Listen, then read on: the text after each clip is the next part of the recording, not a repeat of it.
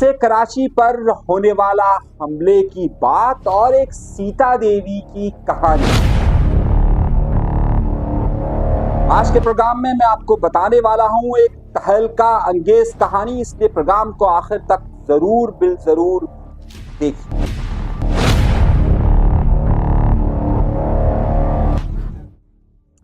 Sir Creek यूं तो कहा जाता है कि एक मुतनाज़ा इलाका है, लेकिन पाकिस्तान हमेशा से उसका दावा करता है कि ये हमारा ही इलाका है और इसकी तारीख बहुत ही ज़्यादा पुरानी है।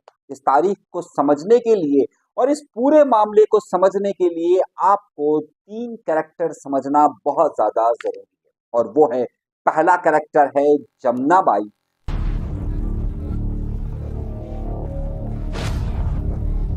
दूसरा है सीता देवी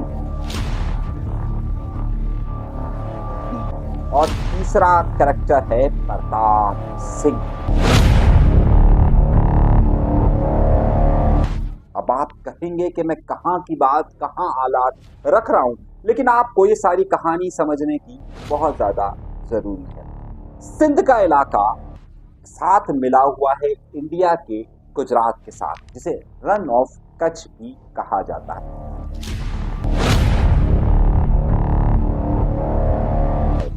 ये जो सरक्रीक है ये रन ऑफ कच्छ में ही वाक़या है, और सरक्रीक का जो लास्ट पॉइंट है वो रन ऑफ कच्छ का ही लास्ट पॉइंट है। सरक्रीक से कराची तक का फासला 200 किलोमीटर है, और ये बात बिल्कुल वाज़ेह है कि वहां से रास्ता किटी बंदर और फिर घारों से कराची की तरफ आता है। पिछले दिनों इंडिया के वजीर दिफा यानी कि राजनाथ सिंह ने गुजरात में एक प्रोग्राम अटेंड किया। लकी नाला पर मौजूद एक आर्मी बेस पर उन्होंने तकरीर की, और जाहिर सी बात है वो गुजरात में सिंध के बहुत करीब मौजूद थे, तो इस सारी सूरत हाल में सरक्रीक का मामला डिस्कस करना भी बहुत ज़्यादा ज़रूरी था, और खबर में रहने का उनसर भी बहुत ज़्यादा ज़रूरी था।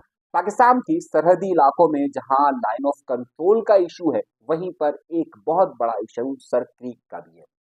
पाकिस्तान सरक्रीक में मौजूद है और इंडिया ये दावा करता है कि सरक्रीक की जो दरमियान की जगह से बॉर्डर को लिया जाए। आइए पहले इस मसले को समझते हैं और उसके बाद सीता देवी जमुना बाई की तरफ चलते हैं। सरक्रीक एक क्रीक, उस छोटे से समंदरी रास्ते को कहा जाता है जो आपको इस वक्त ये स्क्रीन पे नजर आ रहा होगा, और सरक्रीक इसी इलाके का नाम है। पाकिस्तान ये दावा करता है कि जहां पर ये ग्रीन लाइन मौजूद है यहाँ तक की बॉर्डर पाकिस्तान के पास शामिल है, जबकि इंडिया ये कहता है कि ये सरक्रीक का जो दरमियान का रास्ता है, समंदर के दरमियान का रास्ता है, वहां तक बॉर्डर होनी चाहिए। लेकिन इस सारी कहानी का जुड़ना है जमुना बाई के एक कैरेक्टर के साथ। आपको थोड़ा सा मैं तारीख में पीछे लेके जाता हूँ, और मैं लेकर जाता हूँ आप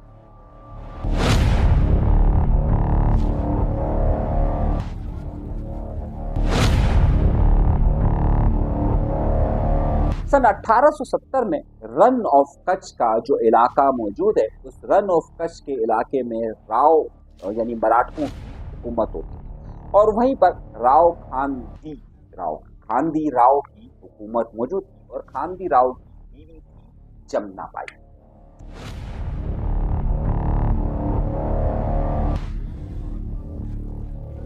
ये मामला उसी वक्त यानी 1870 से चलता हुआ आ रहा है। खानदी राव का इंतकाल हो गया, और जब खानदी राव का इंतकाल हुआ तो अगला इक़्तिदार किसे मिलेगा ये बहुत ज़्यादा अहम था, और उस वक्त इस बात का इंतज़ार किया गया कि Jamuna by pregnant. Jamuna by के यहाँ अब इस बात का इंतज़ार होने लगा कि जमुना बाई के यहाँ लड़की पैदा होती है या लड़का पैदा होता है। अगर लड़का पैदा होगा तो वो इक़्तिदार संभालेगा, और लड़की पैदा होगी तो वो इक़्तिदार नहीं संभाल सकेगी। इस बात का इंतज़ार हुआ, और जमुना बाई के यहाँ एक बच्चे का जन्म हुआ। जिस बच्चे का जन्म हुआ वो लड़की थी, तो अब जाहिर सी बात है कि वो इक़्तिदार पर नहीं आ सकती। अंग्रेज सरकार ने उस वक्त उसका एक भाई था खानदी राव का, मल्हार, उसे इक़्तिदार दिया, लेकिन मल्हार के किरदार और उसकी वजह से उसे फौरन सन 1875 में ही इक़्तिदार से हटा दिया गया। बात फिर जमुना बाई पर आई, और जमुना बाई ने बरूदा पूरी सल्तनत थी उसमें ये ऐलान करवाया कि तमाम महाराजे, छोटे छोटे महाराजे और ख़ानदान आए, और उनमें से किसी बच्चे का इंतखाब किया जाएगा, और उसे बाद में ये इलाका यानी कि बरूदा की सल्तनत दी जाएगी। उसी दौरान एक बच्चा, बहुत सारे बच्चे आए वहां पर इंटरव्यू देने के लिए, और उसी में एक बच्चा आया जिसका नाम था गोपाल। गोपाल से जब पूछा गया कि तुम यहाँ क्यों आए, तो उसने कहा कि मैं इक़्तिदार के लिए आया हूँ और मैं यहाँ पर महाराजा बनने के लिए आया हूँ। इस लड़के में न जाने क्या बात थी कि उस वक्त जमुना बाई को वो बहुत पसंद आया और उसे इक़्तिदार देने की बात कह दी। उसका नाम गोपाल से तब्दील कर 16 जून 1875 को उसको इक़्तिदार दिया गया, सिर्फ 10 साल की उम्र में, जिसका नाम बाद में सायाजी राहो रखा गया। The Viceroy on his farewell tour visits the Maharaja Gaekwar of Baroda, who recently celebrated his Diamond Jubilee. अब इस सायाजी राव का क्या ताल्लुक बनता है, यही कहानी यहाँ पर आगे चलकर बड़ी अहमियत अख्तियार करेगी। जब 1914 के अंदर सिंध को मुंबई की प्रेसिडेंसी के अंडर में दिया गया, तो अब ये मामला चला कि सिंध कहाँ तक आएगा और रन ऑफ कच्छ यानी कि सायाजी की हुकूमत कहाँ पर आएगी। सायाजी ने कहा कि ये जो सर क्रीक जा रहा है, यहाँ तक हम जा नहीं सकते, और उस हवाले से एक मुआहिदा तय पाया जिसमें सिंध प्रोविंस को सर क्रीक का वो इलाका दे दिया गया जहाँ तक पाकिस्तान की सरहद अब तक मौजूद है। जिसके बाद, इससे पहले यहाँ पर सर क्रीक का कोई सर्वे ही नहीं हुआ था। सायाजी राव के इक़्तिदार तक ये बॉर्डर सिंध के साथ ही रहे, और उसके बाद उनका बेटा प्रताप सिंह राव इक़्तिदार संभालता है, यानी उनका पोता प्रताप सिंह संभालता है। उस वक्त वो दुनिया का दूसरा अमीर तरीन आदमी होता है। उसकी तवज्जो सल्तनत के कामों से ज़्यादा किसी और मामलात में लगी होती है। उसे 1943 के अंदर एक बहुत ही खूबसूरत खातून, जो एक महाराजा की बेटी होती है और एक जमींदार की बहू होती है, जिसका नाम होता है सीता देवी। जब सीता देवी 1943 में उसे एक घोड़ों की दौड़ में नजर आती है, प्रताप उसके इश्क में मुब्तला हो जाता है और कहता है कि मैं अब इससे शादी जरूर करूंगा। जबकि सीता देवी पहले से ही शादीशुदा होती है, दुनिया का दूसरा अमीर तरीन आदमी होता है, और कहा जाता है कि इसके पास उस वक्त तकरीबन 20 मिलियन डॉलर यानी $2 करोड़ के तो सिर्फ जेवरात मौजूद होते हैं। वो सीता जी को ऑफर करता है, सीता जी भी उसके इश्क में मुब्तला हो जाती है। लेकिन अब तलाक कैसे दिलाई जाए, तो पहले उसकी तलाक दिलाई जाती है और फिर कहा जाता है कि अब उससे शादी की जाए। लेकिन प्रताप तो पहले से ही शादीशुदा होता है और इंडियन कानून के मुताबिक हिंदू फैमिली 2 शादियां नहीं कर सकती है।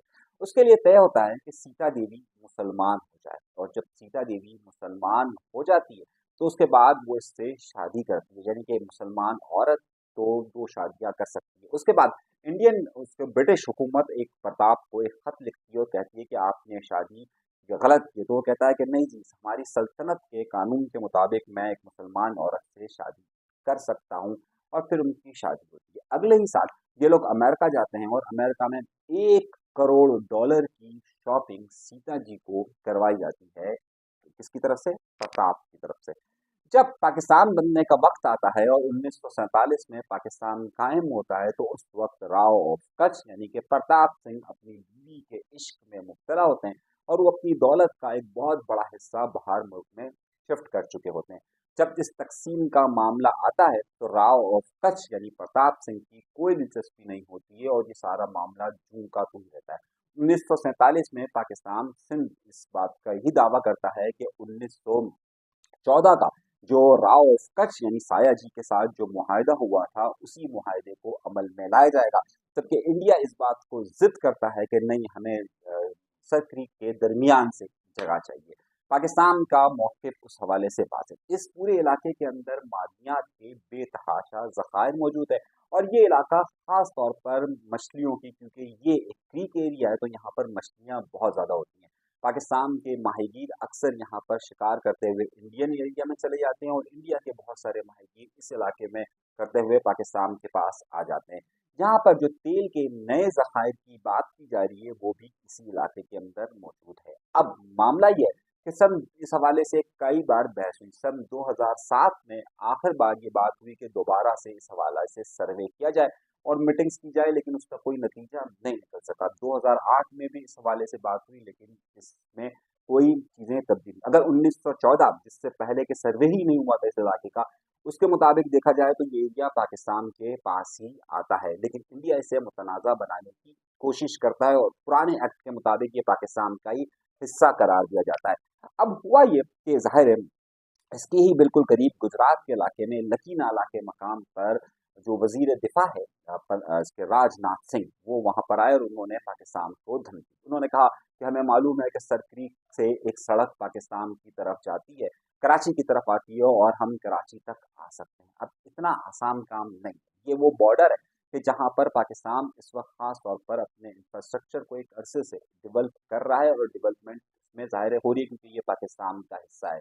राजनाथ सिंह इस हवाले से कई बार इंडियन हुकूमतें धमकी दे चुकी है और जिस तरीके से कश्मीर का मामला, कश्मीर का लाइन ऑफ कंट्रोल का इशू है, इसी तरीके से सरक्रीक का भी मामला है। पाकिस्तान का मौक़िफ़ सरक्रीक से आगे तक का है और गुजरात के कई हिस्सों तक पाकिस्तान इस हवाले से अपने मौक़िफ़ को दोहराता है। उनका कहना ये कि ये जो रन ऑफ कच्छ का इलाका है और ख़ास तौर पे जो बरूदा का जो सल्तनत थी, उस वक्त प्रताप सिंह साहब सीता देवी के इश्क में इस हद तक शामिल थे कि उसके फ़ायदा उठाते हुए इंडिया ने इसके पाकिस्तान के इन टुकड़ों पर कब्जा कर लिया और ख़ास तौर पर पाकिस्तान इस बारे में दावा करता है, पाकिस्तान का वाज़ेह मौक़िफ़ है कि उस वक्त की राव ऑफ कच्छ के साथ होने वाले मुआहदों के तहत सिंध सरक्रीक से आगे तक गुजरात के रन ऑफ कच्छ के कई इलाकों पर मौजूद है, जहाँ पर मुसलमानों की एक भारी अक्सरियत मौजूद है, जिसे आमतौर पर कच्छी कम्युनिटी भी कहा जाता है, वो भी वहाँ पर मौजूद है। तो ये सरक्रीक का मामला दर हकीकत सायाजी राव के वक्त शुरू हुआ और सायाजी राव ने जो मामला तय किए थे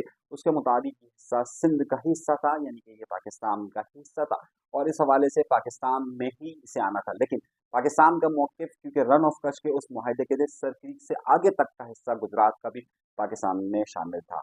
मगर क्या कीजिए कि उस वक्त प्रताप सिंह राव जो है वो अपने इश्क में मुब्तला थे और उसकी वजह से भारतीय फौज ने वहाँ पर गुजरात के कई हिस्सों पर कब्जा अपना कर लिया। ये एक छोटी सी तारीख थी और ये छोटी सी एक मालूमात थी जो आपको देना बहुत ज़्यादा ज़रूरी थी। अपना बहुत ज़्यादा ख्याल रखिएगा। चैनल और इन्फॉर्मेशन अगर पसंद आए तो सब्सक्राइब का बटन ज़रूर दबाइएगा।